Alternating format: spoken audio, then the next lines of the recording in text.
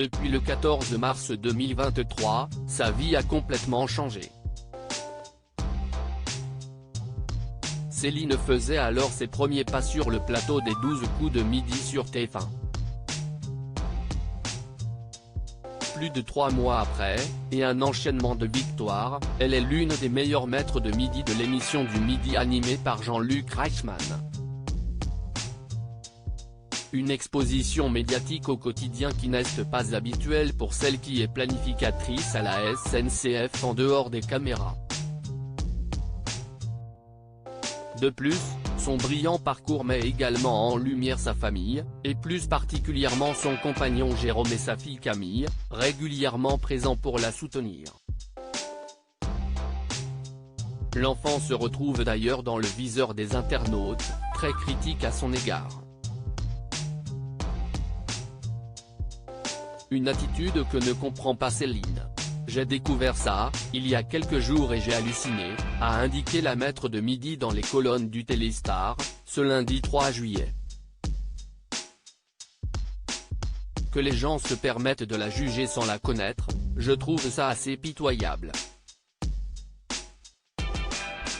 Et je préfère qu'elle soit vive et intelligente plutôt que ce soit un flambi. Si les gens veulent des poupées, ils n'ont qu'à en acheter. Mais, un enfant, ce n'est pas un adulte, ça doit bouger et découvrir, a-t-elle clairement ajouté dans ce qui ressemble à une mise au point. Céline éloignée des réseaux sociaux face à ces critiques, Céline peut également compter sur le précieux soutien de Jean-Luc Reichmann. L'animateur de TF1 n'a pas manqué de lui prodiguer un précieux conseil pour se préserver face à tout ça. Il s'agit de ne pas aller sur les réseaux sociaux, a indiqué la mère de famille lors d'une interview accordée à Voici. Céline est plutôt décidée à garder son énergie pour les tournages réguliers d'émissions.